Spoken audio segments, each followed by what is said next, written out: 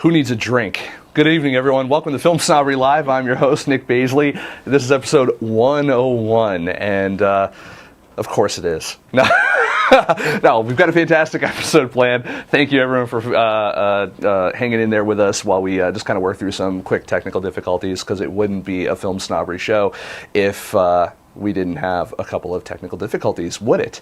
We have a fantastic show for you, though, because for us, it's always worth the wait. And for those of you in the chat room, I'm definitely worth the wait. I got nothing. So we have a fantastic guest, because we do every week, because that's what we do for you people. Every week, we go on the hunt. We're searching through piles and piles of headshots and demo reels and video online submissions, and we're traipsing through creeper-like through the annals of the film festival circuit, and we're combing the streets for talent. And really, no, I called a friend. I was like, could you come on, please? It would really help me out. And she was like, absolutely. So I want to, we're going to have a great guest on tonight. Her name is Helena Santos-Levy. And she has so much stuff going on. We have just tons of stuff to talk about, and I'm really, really excited to have her on. She's an actress, a producer. She's a businesswoman, and that's the type of people I like to talk to. I like to talk to the multifaceted peoples that have something to offer, something to say, who have worked both in kind of mainstream television, film, and also have experience in indie stuff on the web, and is taking that and not only taking all that experience and bringing other people into the fold and sharing it with you guys. She's got just tons of stuff going on. We're going to talk about all of that stuff. So get ready for the crash course, people, because it's coming. Further into the show, after we talk to Helena, we've got some other stuff coming up. I got an email this week, and it was from this gentleman who's like, hey, I've got this quirky video that's up on Funny or Die right now. Would you mind, just taking a look at it and voting it up, voting it funny if you dig it? And I was like, I have a minute and a half. I will definitely go ahead and I will click on this and take a peek. One of the funniest goddamn things I've actually seen in the past couple of weeks. We're going to share it with you. The funny part was, I emailed him right back. I'm like, I have to show this on my show. Can I please do that? He's like, absolutely. Not knowing that, of course, like Mashable and NPR and all these other things, like it totally went viral and I got beaten to the punch. So not an exclusive per se, but funny nonetheless. We're going to show you that a little bit further down the line in here tonight. But again, I want to talk to you a little bit about our guest tonight, because we're going to go talk to her in a moment. So Helena, she is an actress, a producer. She works on TV, film, the web. She's all over the place. She's also the founder of a company that's launching, a website launching later, it was Monday, the 6th, May 6th, called Ms. in the Biz, and it's for women in the entertainment industry. I'm really excited about it. Anytime I have an opportunity to highlight women in film, women in the web series community, creators, strong black woman, whatever it is, I'm so happy to do it, because I do feel that there's to a point that it's a group of people, the other 50% basically of the human population, that gets overlooked a lot. And so anytime we get a chance to talk to a woman actress or director or content creator, always happy to do it. So what we're going to do now is we're going to show you just this little kind of pitch teaser video for Ms. in the Biz, and when we come back, we're going to be on the couch with Helena Santos-Levy. And stick around, and we'll be right back.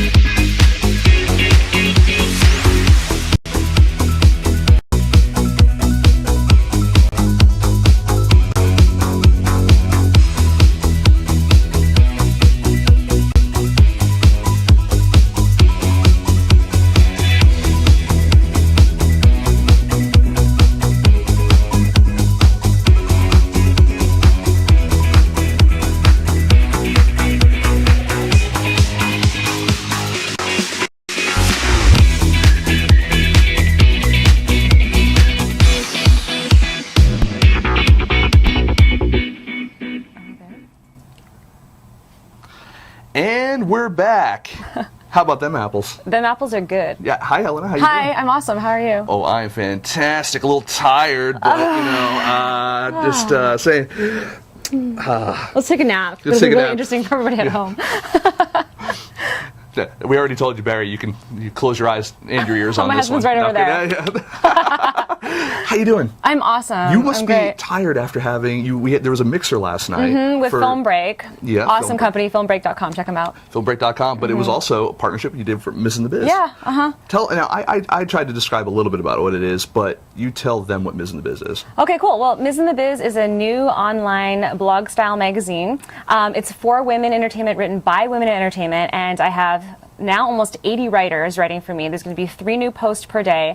We launch on Monday, and Mina Savari, who I worked with on American Reunion, is our first big interview, and Brea Grant, who I know has been on the show. Yeah, absolutely. And I was in Cupcake Quarterly with her as well. She is one of our first guest contributors, as well as Dallas Travers, who's a career coach. So them, along with them,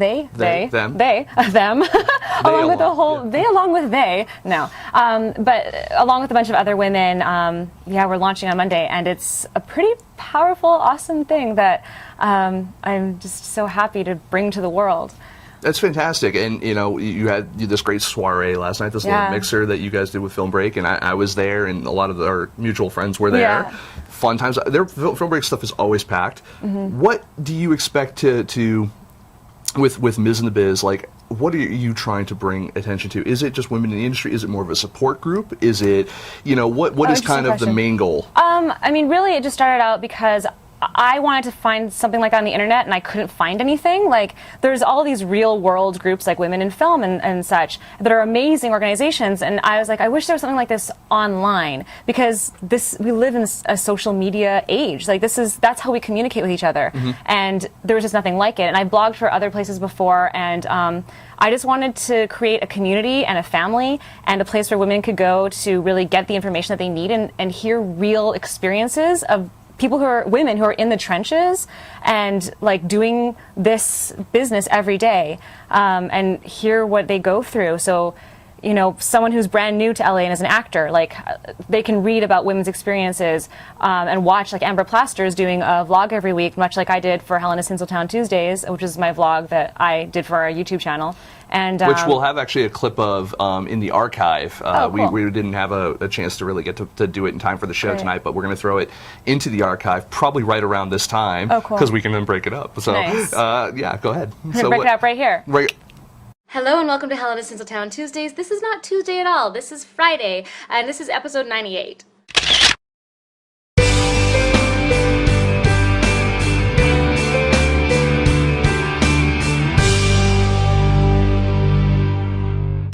I want to talk about top life moments, and I'm actually just going to go to some video. So here we are. Guess where I am?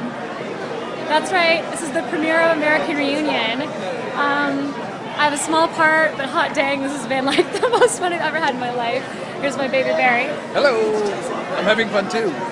Just finished doing red carpet, and there's all these people coming, all the celebrities are starting to like fly in. So you can hear people start to scream for them. And yeah, I don't really know what else to say other than, wow, like, top life moment happening right here, for sure. My hair was a little cray-cray though in the photos because the wind was blowing. Mine was pretty good. So Mine stayed up. We'll see. We'll see what happens when these pictures are online. Yeah, okay, peace out. Talk to you later.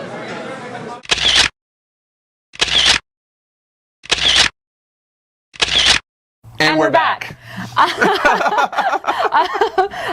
Wait, what was that? We were totally unplanned on that one. I know, it was really unplanned. It was really good. It's movie magic. It's you were talking about how yourself and other people are doing vlogs and stuff like that as a way to kind of show what they're going through. Yeah, and a big thing last night that came up with all these amazing women that I kept meeting through the course of the night was that there's this misconception that women don't that we're catty and that we just want to like one up each other. It's like that scene from Showgirls where, you know, Elizabeth Berkley's like going up the stairs, or whoever was it, like Gina Gershon, and like she trips her and then like she's just like, ha ha ha, I've made it. And it's just ridiculous because that's not how we really are.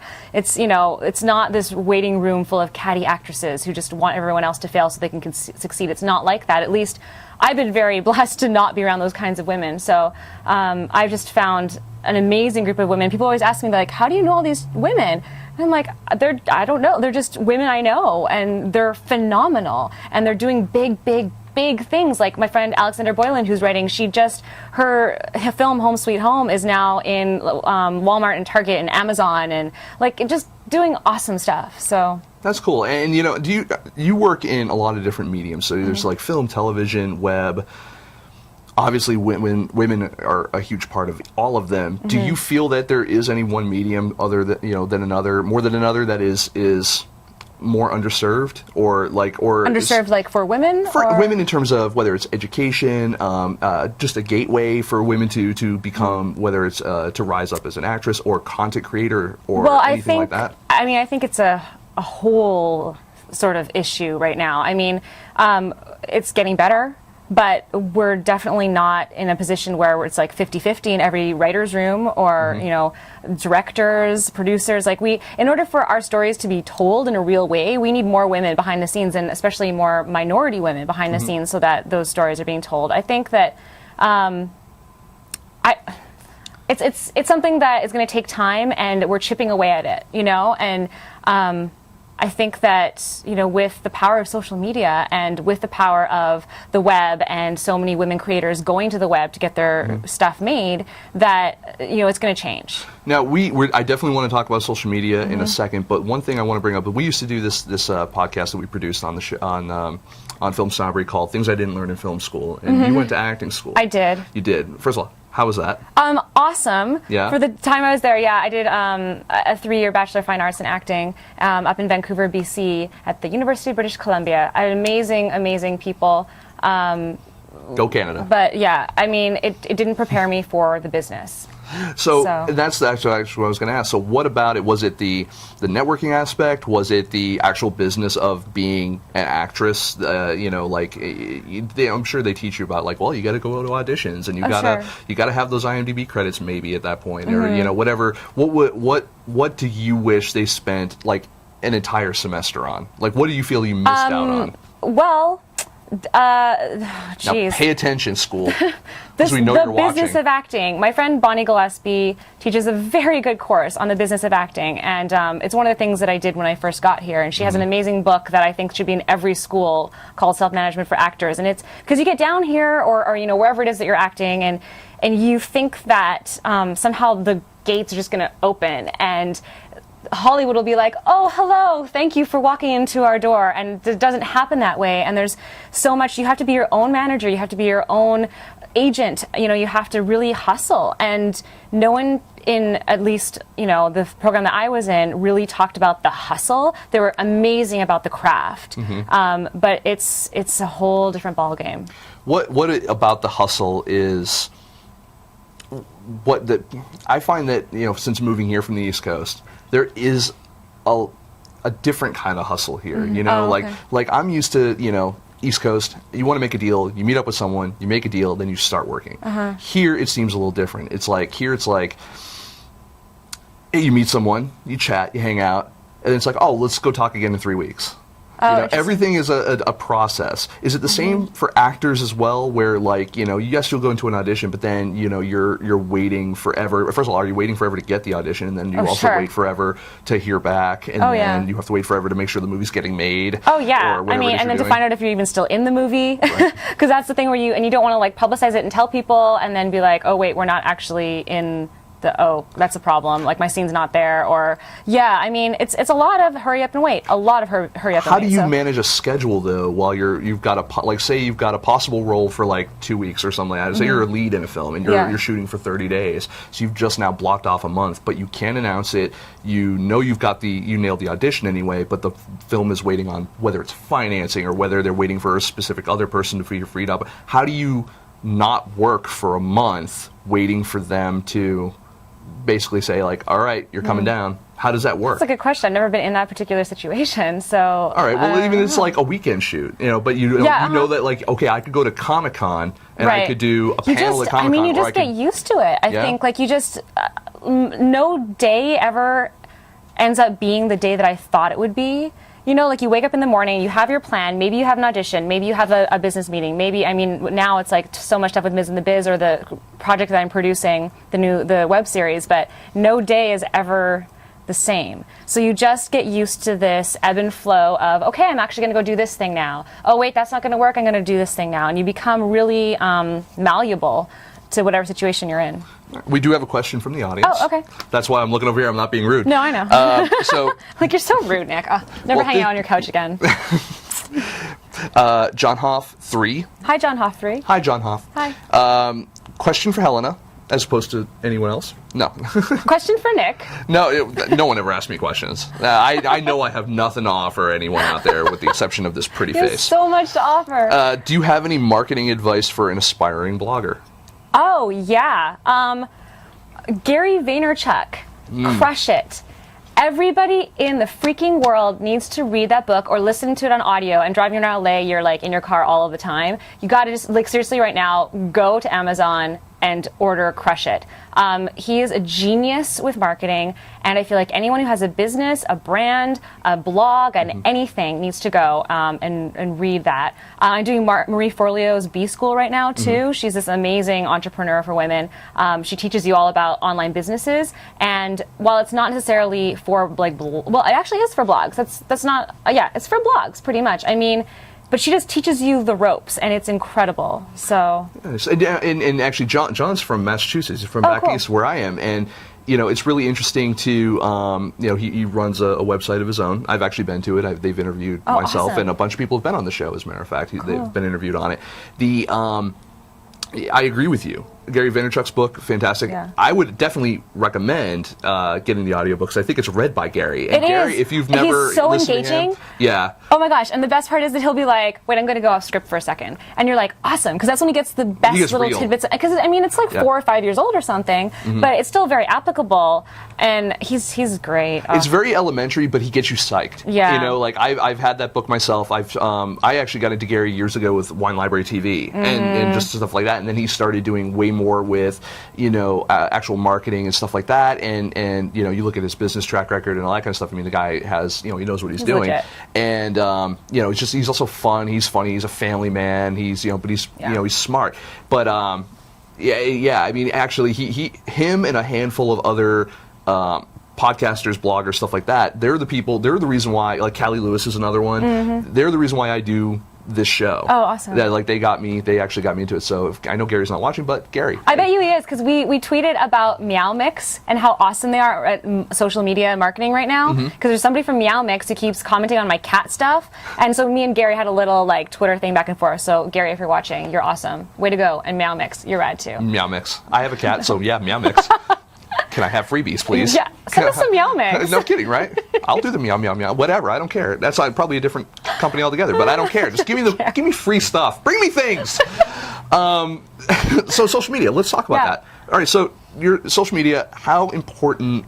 I know how important it is to myself in my career. How important is it for you on a day-to-day basis in terms of whether it's booking work or finding people to write for Ms. in the Biz, or how important is it in your everyday life? It's like my husband can attest to this. It's probably 90% of my day. Yeah. Maybe not 90, but he's like, yes. No, not 90. I mean, but it's a lot of what I do. I mean, I love connecting with people, so social media is just like another easy way to connect with people instantly. I really and I just get off on being talking to people, and you should connect with this person, you should do this, and I love that. So to me, it's just like an amazing, fun thing that is just part of my everyday life. And there's actors I know who not on social media, who don't get it, and I'm just like, come to the dark side, as Darth Vader would say. Yes.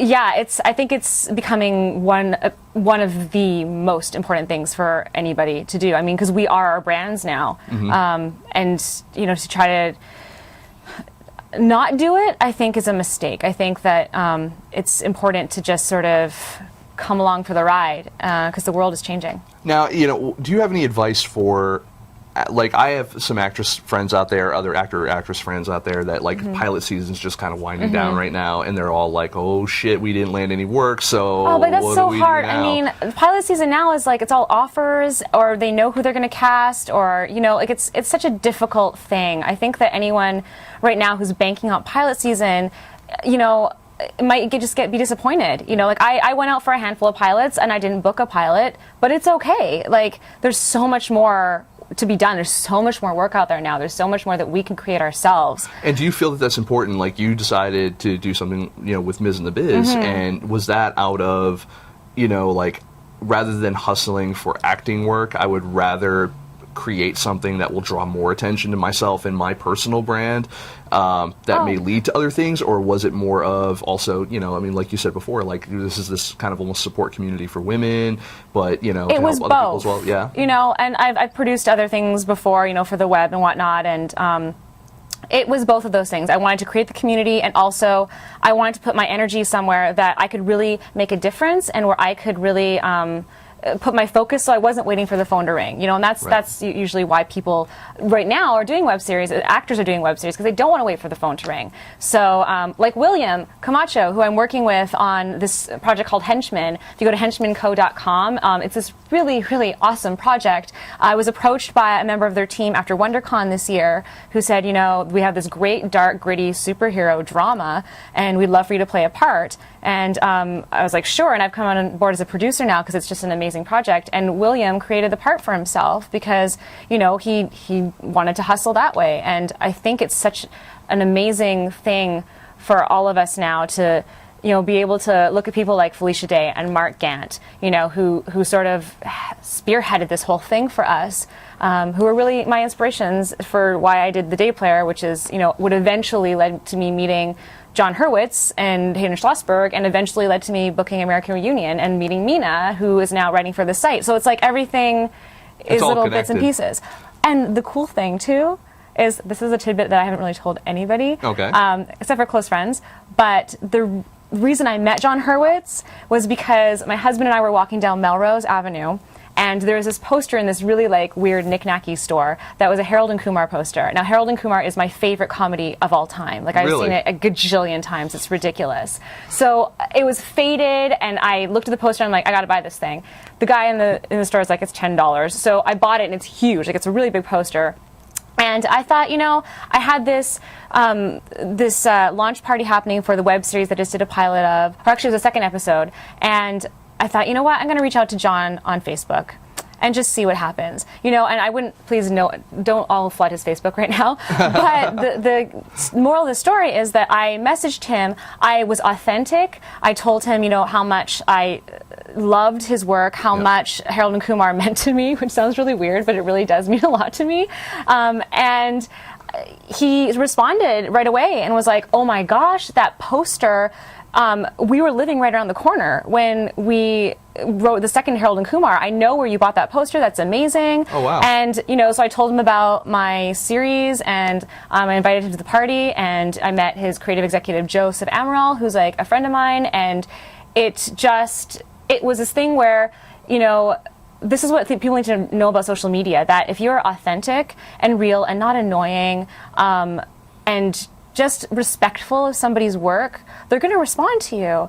And, he didn't have to. There's nothing saying he had to respond to me at all, but it affected him and his life, and it was just really cool, and that started a relationship. So it's like, if I hadn't been on Facebook, if I hadn't been using social media, if I didn't have that moment where I thought, I'm going to do this, then all this chain of events never would have occurred. But the key is to, do it right. And do you think that that the other factor of social media is you're creating these online relationships that eventually you take offline? Yes, you have to take them offline. I mean, I think that's where the magic is, and that's what I'm really excited about with Ms. in the Biz, because we're an online blog, but we're having real world events. Eventually we're going to be doing panels that we're going to live stream, and we'll have people coming to them in LA, but you can watch them everywhere else, and we're going to I have big plans. I want to give too many of them away, but it's definitely going to be something where it's a real world thing too, where it's tactile. You know, I'm meeting you face to face. Right.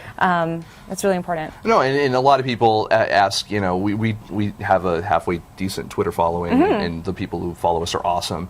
But a lot of people ask me all the time, like, they ask the biggest questions, like, how'd you get so many followers? I'm like, first of all, 5 years. You got to put in the time, but also a lot of it is just like we go to a lot of events, like the Ms. and the Biz and Film Break Mixer. We go to a ton of film festivals. We're out there physically in the world with filmmakers, so we put a face to the brand, so to speak, or a face to the name.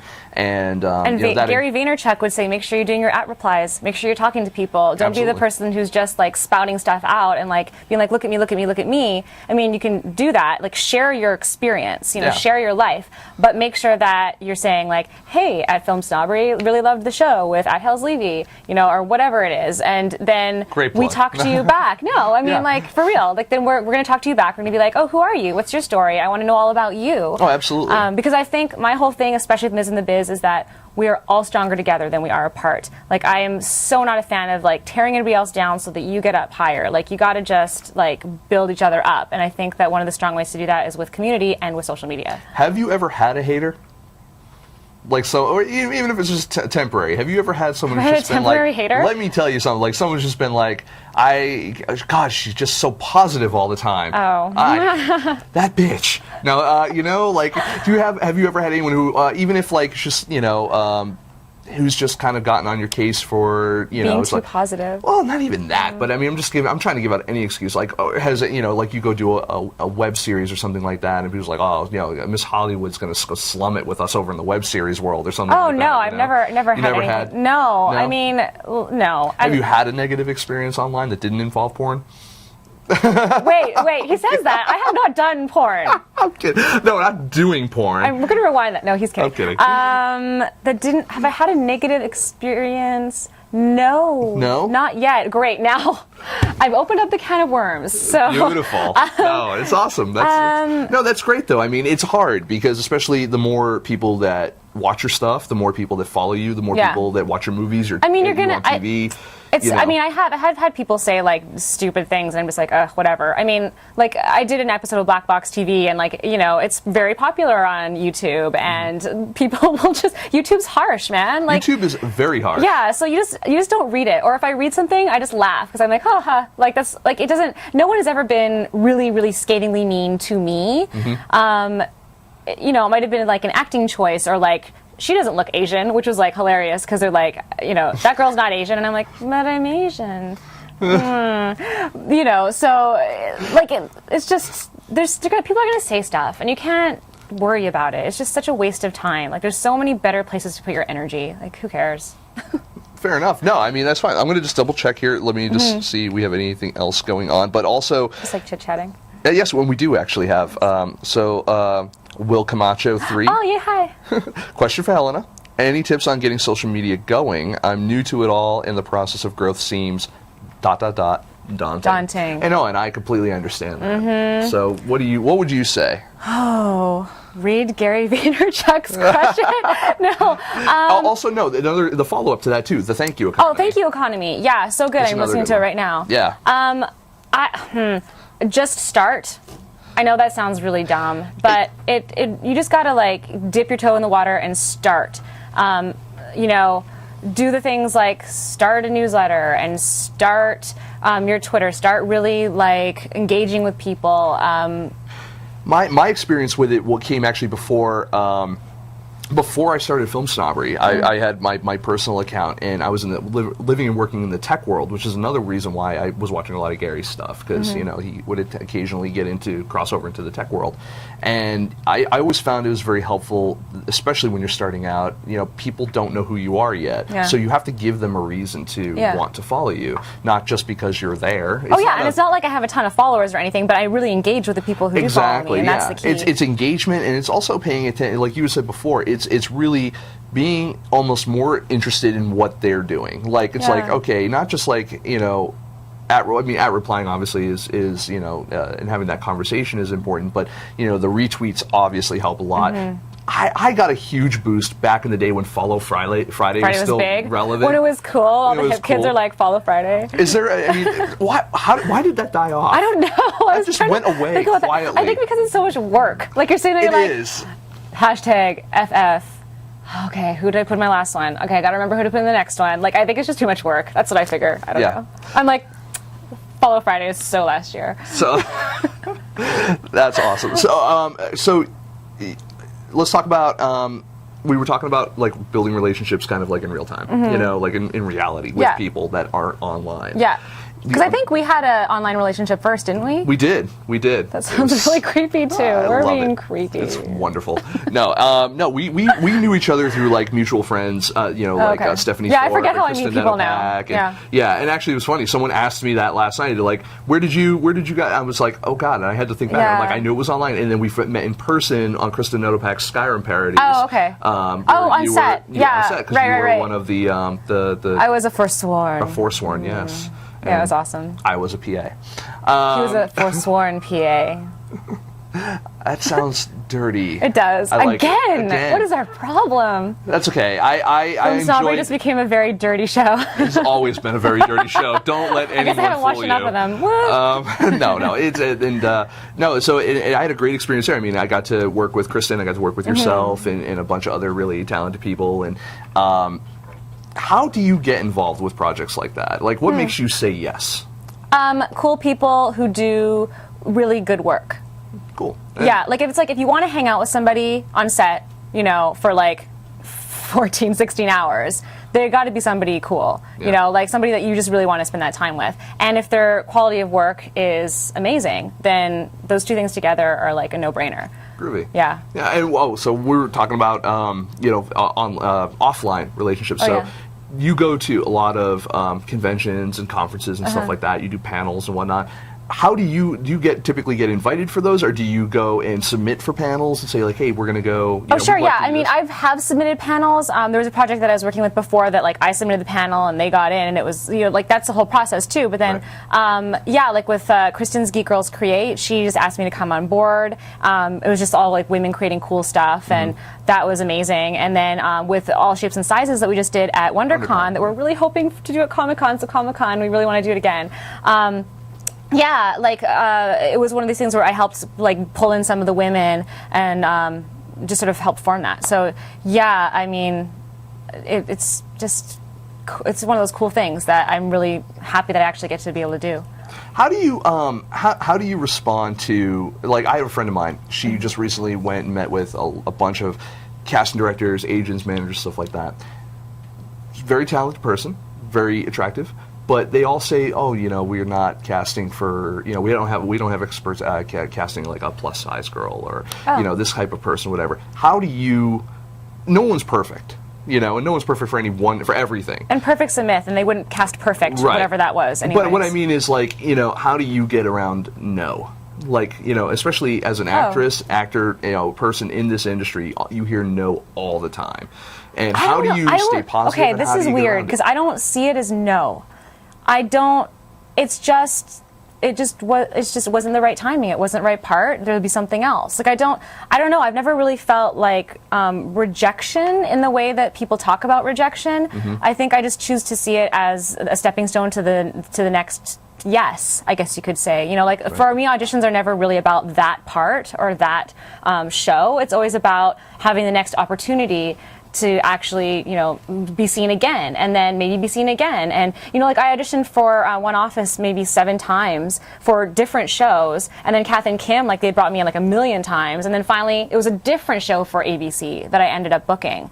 And it's just, you just have to create these relationships, and I mean, half the time they don't even know what they want until you walk in the room. So you just have to go and do you the best that you do it, and hope that, you know, that it's right, and if it's not, then something else will be. Do you ever go in for something where you feel like, oh, I'm not, they're looking for a certain type? I mean, how do you headhunt kind of what you're doing? You know, what sure. You do? I mean, you have to, I mean, typing in Hollywood is really important. It's really interesting. you have to just, there's some roles that I will just never play, and that's fine, you know? It's just not my quote-unquote type, but I feel like you can bend that and change it, and because it's like I'll do something where it's super, super comedic and I'm quirky, and then I'm on the complete flip side where I'm like wielding guns and like dying and like shooting people and being very dark and serious. So, I mean, you don't want to pigeonhole yourself, but you know within those genres right. what it is that you do. And you just learn to do that really well, and then doors will open after that. Fantastic. So what do you hope? Like I'm gonna say, like what's your 5-year plan? But no, like what do you hope happens in the future? I mean, if Ms. in the Biz gets the attention that I guess we all hope it does. Mm-hmm. You know, do you feel that is going to take a more of a front seat to your acting career? Or well, do you feel that, Zooey Deschanel is kind of my model of how I'd really like to see my career sort of progress over the years. Like, she has Hello Giggles, and she's a musician, and she has her show, and she produces stuff. That's how I really see my career progressing. Like, I want Ms. in the Biz to be a freaking awesome, huge, amazing thing. I'd love to employ women, like actually have people working for me for the business. I'd love to keep producing amazing projects. My husband and I are working on a creature feature horror film. Ooh. It's going to be really awesome. I didn't know about this. Oh yeah, it's going to be really, really awesome. So we're hoping to shoot that soonish. Looking for funding. And give them money. Give us money. Give us money. Give them all your money. Yeah. So I will come to your there's house. Just a lot of things that I think that Ms. in the Biz is, one spoke in a wheel. So, do you feel that's important that you always have to, especially whether it's this town or any other, that you always have to have more than one thing going on? Sure. Yeah. I think as soon as you decide that you're just going to, you decide you're going to do one thing, if it doesn't pan out, it's just disappointing. I think that sometimes you do need to just focus on one thing, but I think it's good to have a lot of irons in the fire. I'm using a lot of analogies. That's okay. We could always go with winter is coming. Winter is coming. I'm so behind on Game of Thrones right now. It's actually really embarrassing. Really? How far behind in the season I don't even are want you? to tell you. I don't even want to tell you. I watched half of the first episode. Of this season? Yes, because I'm so busy with Ms. in the Biz, and so I know that I'm going to have to just sit down and watch the entire current season in one fell swoop, and it's going to be intense. Yeah. No, I end up having to do something that and Doctor Who. Yeah. And I have to definitely set aside time for Doctor Who because I weep like a baby with Doctor Who. Yeah. I don't know what it is. It's all almost every episode of Doctor Who. It's just I'm watching and I'm just like, what happened? Oh, no. Why are they doing that? I'm just gonna, I could. Yeah. Yeah, totally. It's like just get in the TARDIS and go. Yeah, just go already. Why did you stop there? Move the TARDIS. Don't even start this episode. This is a why do horrible they not idea. just go to an amusement park? Yeah. You know what? This week, no weeping angels, just nobody Six Flags. dies. Nobody's dying. Yeah. I know. It's horrible. Let's go to something boring. Let's go to the moon. Right. I wanna thank you for coming on. Oh, thanks for having me. And I really appreciate you taking the time and I like what you're doing with Ms. in the Biz and I've been very supportive of it since I heard that you were doing it. Yeah, he's been an amazing support. He's awesome. I've been trying to. Yeah, it's great. I like that. I like specialized groups like that, and especially like I was saying before. Women in film, women in the industry, I do feel that some of them think that it's just it's just me. Mm-hmm. And I think that you're right. I think that a lot of them do feel that it is just me because everyone else in the room is also vying for the same part or the same, whatever. Yeah, it can be very, very isolating and alone. Yeah. For sure. So it's nice to see that there's good stories out there that are relevant to people that are doing that because it's not an easy industry for anybody. I mean, I'm a film critic and it's not easy, and I'm not even in your position. Mm-hmm. Thank God I don't have to go out on auditions. I'd open the door hi, they'd be like, we're all set. They'll be like, cast him, he's the best. You're like, lies. You're like, yeah, we're gonna cast you as caterer, craft services. Caterer number one. Yeah. But I want to thank you for coming on. Let's make sure we get all the social media and the other plugs out of the way. So we're going to make sure everyone's definitely got to check out the launch of Ms. in the Biz on Monday, May 6th, over at MsInTheBiz.com. That's In the biz.com. Yeah. Yes, thank you for that. I know, it's so weird because you're like MSINTHEBIZ. Yeah. You need to create a song. I know, I probably should. Like who was it? Callie Lewis did that for Drobo a while ago. Oh, really? Oh yeah, when she was pimping for Drobo, she'd go DROBO Drobo. And it was just somebody so out damn there, cute. somebody out there write me a theme song Yes. for the actual website. That'd be really cool. Yes, you need. Yeah, everyone needs a good theme, a powerful theme song. Yeah. You know, especially not just on a website or in a movie. Like just when walking in a room, Yeah. you need a I'll theme just song. have it and on my doves. phone. I'll just be like, what? That's what everyone does on when I take the subway out here, that's how it is. Everyone's just got like their personal, it's like, do you not realize there's people around you? It kills me. All right. So It's like 80s boombox. it is. Like the iPhone is the new 80s boombox. Yeah. That's so funny. Bringing it back. Yes. Holla. Yeah. So, Twitter? Twitter, at Hells Levy, which is weird, but it's my name condensed because the name is so long. So HELSLEVY. Yes. I said that right, yeah? At Hells Levy. And you also have, do you have anything coming up we can watch you on or see you at? Or because Henchman obviously you produced? Henchman's coming up. We're still shooting that. And do I have anything on right now? I don't know. I don't know if there's anything coming out. Like Go out really and rent soon. American Reunion. You can see her. Do that, yeah.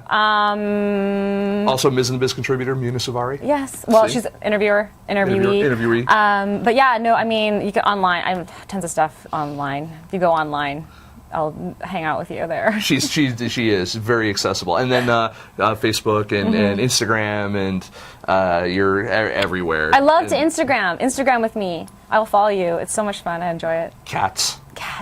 Instagram was made for cats. A little bit. Cats and food. Again, thank you for coming on. Thank I appreciate you. it. So we're going to be right back. We have way more show, as we always do for you people. So stick around, and when we come back, we'll show you this cool video that we mentioned before. It's so awesome. I showed it to these guys before the show, and we all laughed, and it was awesome. And then once that's over, we're probably going to let you go because it's going to be that time. But next week we have more guests because it's always about no one ever cares about what's going on now. It's always about what's happening next. Right. It's like, know. what does everyone ask you now? What are you working on next? I know. It's like I'm at a premiere right now of something I'm in. That's what I'm doing. That's what's next. The premiere. We'll see you guys in a minute. Be right back. Oh, wait, we're being We're talked going to right the now. ad. We're going to an ad. The Hot Pixel ad. We're in a Hot Pixel ad. Because we're That's what we're gonna do. We're at Hot Pixel post production right now. That's where we're at. We're in Hot here. Pixel post-production. Universal Holla. City, What? live, bitches.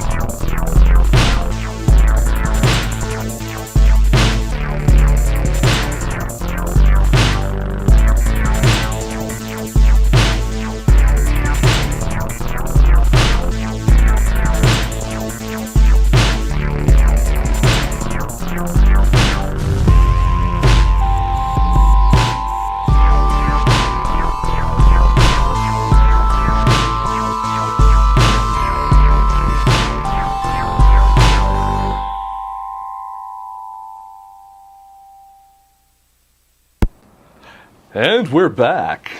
All right, I don't know why I decided to do a voice. I was just dumb. But hey, you know what? We got this thing I want to talk about. So everyone has been there's been a lot of controversy over all of the Kickstarter stuff that's been happening recently. So we had Veronica Mars, you have Melissa Joan Hart doing her movie, and then you have Zach Braff. And Zach has been the one that seems like he's been getting the most heat, which is really funny because he seems like just a nice guy. And he's a proven director with Garden State. But yes, everyone's like, hey, Kickstarter, indie for indies, all that kind of stuff. I'm not going to comment on that at the moment. I have my own opinions on it, but let's be honest, folks, whether you feel that they're taking away money in spirit or violating the ideal of Kickstarter or Indiegogo or whatever, you can't necessarily debate the fact that these guys have a following, and the fans, these hardcore fans, are the ones that are giving the money. These aren't people who would donate to your project. That's the funny thing.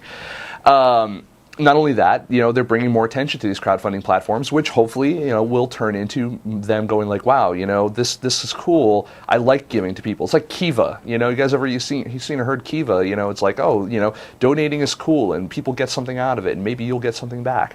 But there are people out there who don't necessarily feel that way. I came across, like I said, this email in my inbox, and I get so many emails, but this one just happened to catch me literally as I was reading my inbox, and he was like, hey, we got this Funny or Die thing, and it has to do with the Kickstarter, the whole, like, almost like a response to the whole Zach Braff Kickstarter campaign thing, and I was like, all right, this is relevant, let me take a peek. And I saw it, I laughed my ass off.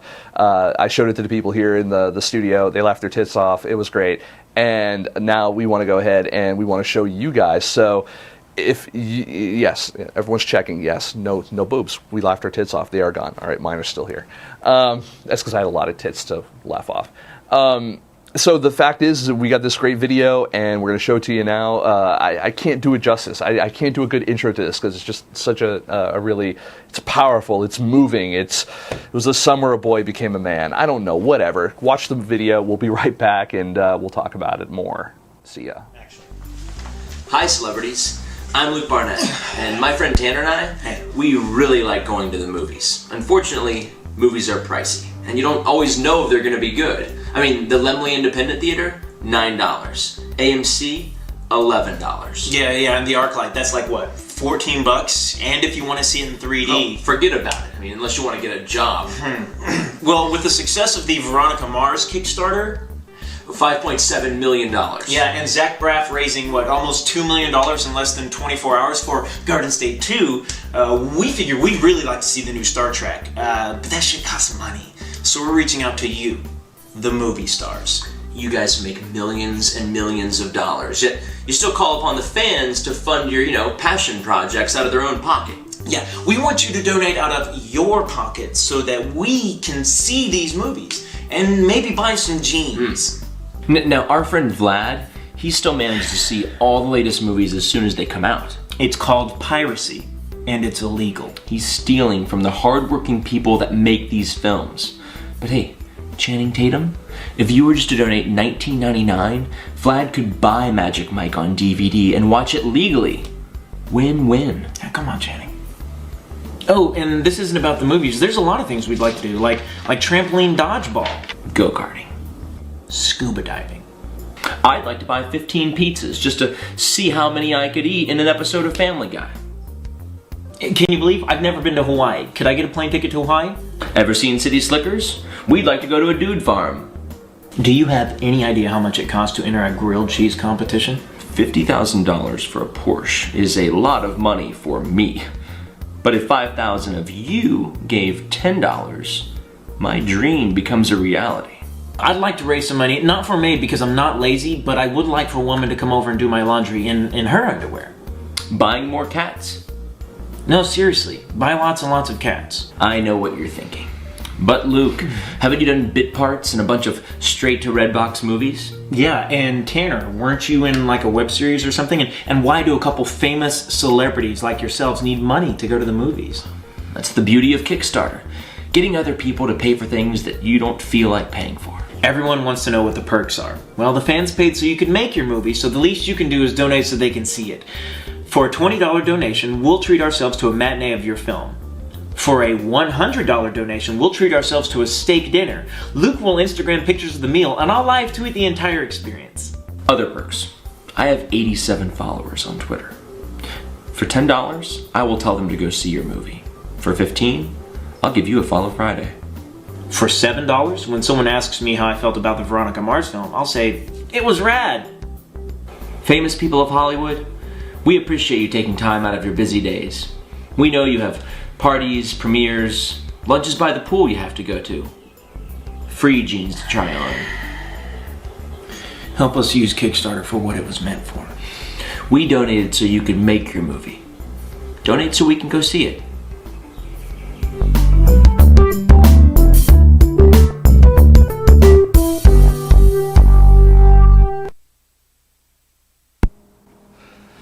They have probably one of the funniest Kickstarter videos I've ever seen, and you can actually, there is a Kickstarter page for it. They're raising a whopping grand total of $34 or something like that. It's some ridiculous number.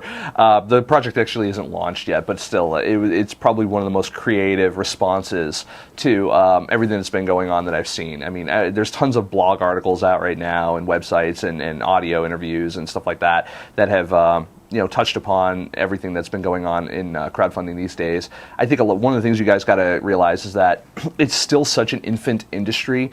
I come from the tech industry myself, was a network engineer for damn near a decade. So, I remember the tech bubble, the first and the second tech bubble, that we've gone through in the past, 10, 15 years. And, I think a lot of people that right now are hating on like these larger number projects that are celebrity driven or whatever. I think you have to keep in mind that this is still a cottage industry that is unregulated, unchecked. There's no watchdogs for any sort of things for like fulfillment or whatever. There's no profit sharing. There's nothing. I mean, Congress and the SEC are still debating on whether or not to allow profit sharing for things like this. And then when you get big enough where the government starts getting involved, you know that something is coming.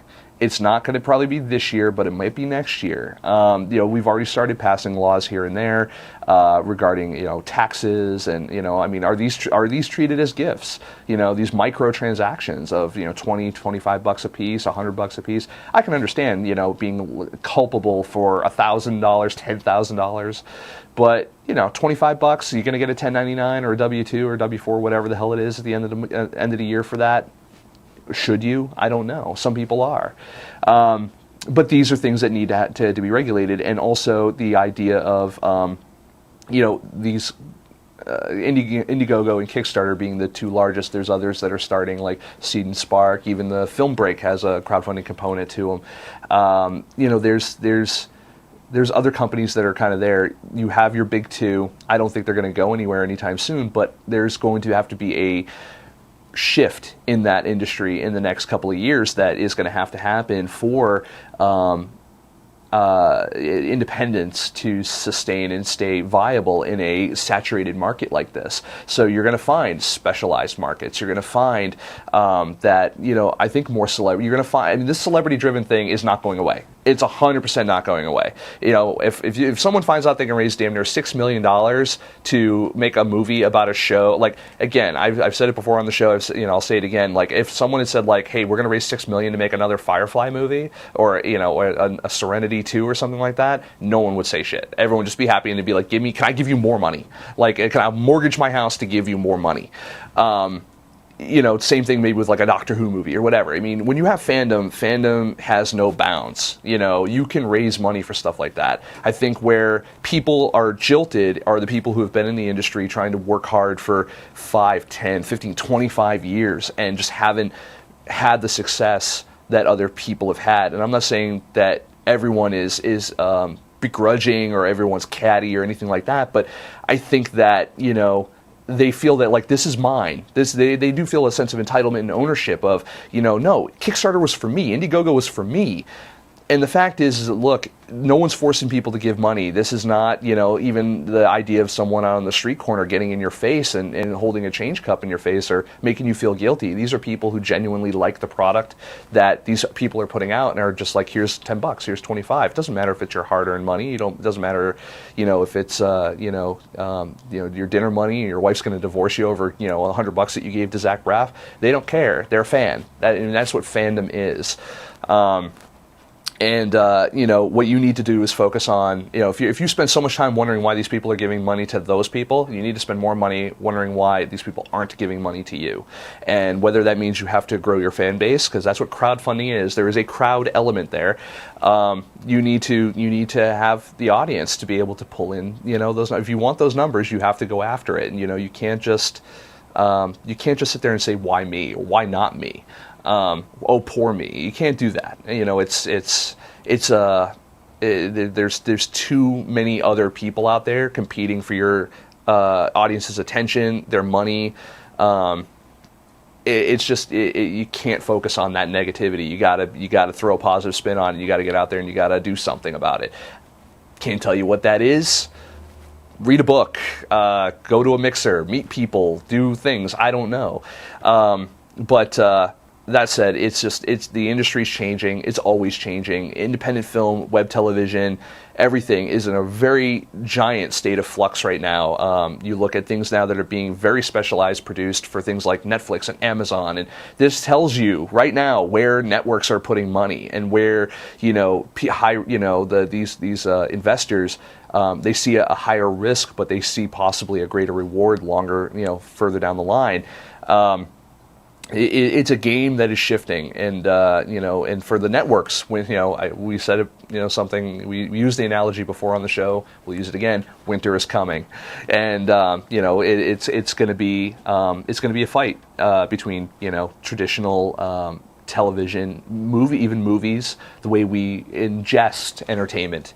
Soderbergh recently did a keynote and made an address where he kind of defined movies and cinema and the experience of cinema, and I felt it was really dead on. And if you guys haven't listened to that yet or seen anything from it yet, please do. You can check that in many different ways. There's a transcription, there's the audio. I listen to the audio. I actually really like listening to him. He's a very good speaker. You guys should definitely check that out. I mean, everything is changing right now. So being so caught up in just hurt, to some degree hurtful of to people that are doing better than you is not fair. Like, they had to start somewhere too, and they worked hard, and yes, they got on a hit TV series that is in, syndication, and and yes, they have money, but that doesn't preclude them from using a service that is a public and meant for everybody, and meant specifically to address crowds.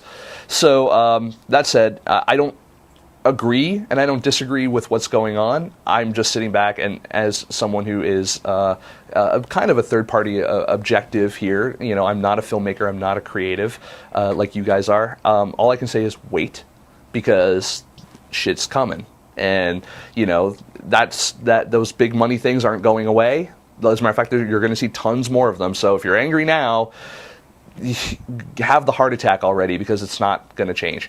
Yeah, I know, like a long-winded tirade, but the fact is that, it's something that people are really up in arms about, and I think it really needs to be addressed. I think you need to step back and say, crowdfunding's only been around, primarily since 2009, 2008-ish, in how we know it now, and it's evolved quite a bit since then, and it's still evolving, and it's going to change even more in the next couple of years. So instead of getting mad, simmer down now, wait, take a deep breath, pull your head out of your ass, and just keep an eye on what's going on. Maybe now's not the time for your big project that you need $1 million for. Maybe spend that time, get your marketing materials together, address your crowd, build your audience, and then next year, maybe when they offer profit sharing and there's more incentive for people to invest in your movie, then go at it. You got to have your shit together. So anyway, that said, I want to thank everyone for watching the show today. I want to thank our guest, Helena Santos-Levy, for coming on, Ms. in the Biz herself. And remember, they launch Monday, May 6th, so go over to MsInTheBiz.com, check out all of the stuff that they're doing, because they've got so many great contributors. I'm jealous. How the hell she found 80 writers and I can't find 10 sometimes it blows me away. And they're all great writers too. I've actually been reading some of the content, so I've the little sneak peek that we've gotten. It's just such a fantastic site. So MsInTheBiz.com. Check out Helena again. Hells Levy, HELSLEVY on the Twitter. You can check me out on Twitter. We're at FilmSnobbery, and you can also check out, follow us on Facebook, facebook.com/FilmSnobbery.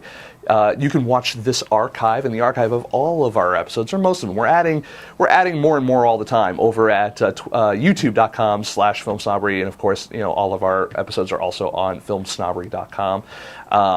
We're on iTunes. We're everywhere. You can't. It's everything /FilmSnobbery. You find us everywhere. So. Next week, we've got a great show for you as well. Next week, we have, if I'm correct, we have people. Who do I have? Wait for it. Hold. Now, I think next week is, here we go. I love it when I can bring up the guest list. Technology. All right, so let's see. We have Helena this week. Next week, yes. Actually, we have a filmmaker I met. I'm actually really excited about this. A filmmaker that I met this is probably 3 months ago.